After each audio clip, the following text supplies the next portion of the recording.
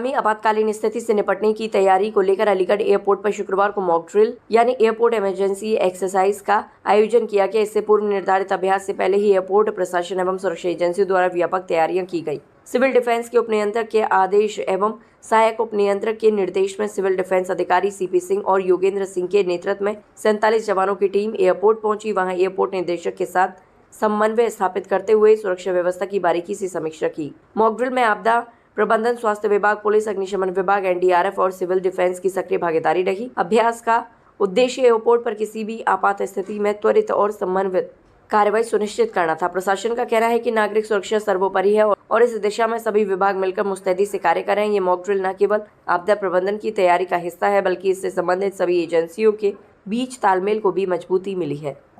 यहाँ पर मुख्य संरक्षा अधिकारी हूँ और सामान्यतः विभिन्न विमानपत्तनों पर जो आजकल सिनेरियो देखने में आ रहा है कि हवाई जहाज दुर्घटनाग्रस्त होते हैं और उन परिस्थितियों में बहुत सारी सुविधाएं जो कि नहीं मिल पाती हैं किसी वजह से, उन सब को हम मिनिमाइज़ कैसे कर सकते हैं और कैसे हम अपनी सारी सुविधाओं को शीघ्र से शीघ्र प्राप्त कर सकते हैं, उसके लिए मॉक ड्रिल की गई है यहाँ अलीगढ़ विमानपत्तन पर। और यहाँ पर सबसे पहले है कि जब कोई जहाज़ लैंड करता है तो उसकी इमरजेंसी कितनी देर में डिक्लेयर होती है, उसके बाद कौन कौन सी एजेंसियाँ कितना समय अपना लगाती हैं। तो यहाँ पर यथा समय, जहाँ तक एयरपोर्ट पर एक अपना फायर के लिए रहता है और एम्बुलेंस का रहता है, वो यथा समय पहुँच गया समय से, और उसी के अनुसार प्रशासन से जो सहायता थी, उपलब्ध सहायता, वो भी समय रहते हुए ठीक प्रकार से प्राप्त हुई।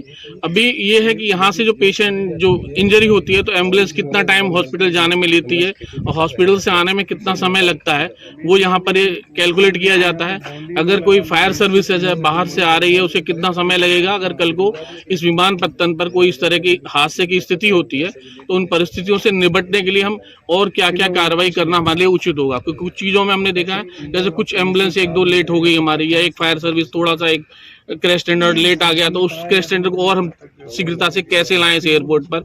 और एनडीआरएफ टीम को, जिसको कि समय रहते और थोड़ा शीघ्रता से आना चाहिए था, उसके लिए थोड़ा सा समय लगा, तो उसको किस तरीके से हम जल्दी से ला सकते हैं। तो कुछ इन्हीं चीज़ों को एनालाइज करने के लिए मॉक ड्रिल की गई है। तो जहाँ तक है काफ़ी हद तक सब कुछ ठीक रहा है मॉक ड्रिल में, और सभी अब एनालाइज होगा, सभी कुछ ठीक ठाक है और मॉक ड्रिल एकदम सफल हुई है।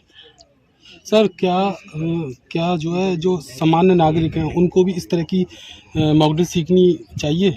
इस तरह की ये सब चीज़ों को एक दूसरे को जानना आवश्यक है, और समय समय पर राज्य सरकार प्रोग्राम बनाती रहती है और करती भी रहती है, लेकिन लोग उनको समझना नहीं चाहते हैं। अग्निशमन विभाग आग बुझाने के लिए बहुत सारी प्रैक्टिसेस कराता है लोगों की। स्टेट गवर्नमेंट है, मेडिकल एड में भाई आप किसको कैसे सहायता करते हैं, एडवर्टाइजमेंट करते हैं। आरटीओ ऑफिस से रोड सेफ्टी वाले ये बताते हैं भाई कैसे क्या कहते हैं, आप एक्सीडेंट से बचेंगे, किस तरह से एक्सीडेंट नहीं होना चाहिए।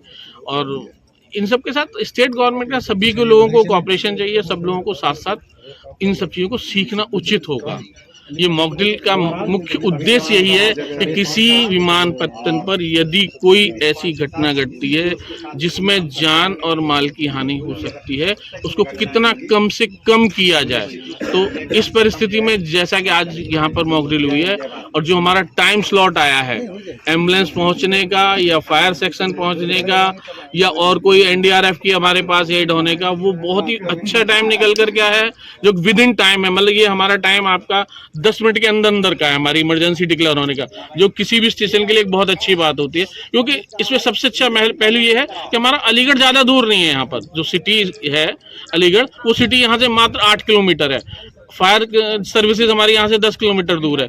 हॉस्पिटल्स हमारे विद इन 6 से 7 किलोमीटर हैं। तो ये सर्विसेज हमको विद इन टाइम मिली है, और अगर ऐसा कुछ भी होता है इस एयरपोर्ट के क्षेत्र में तो हम लोग उसे सकुशल ठीक से संपन्न।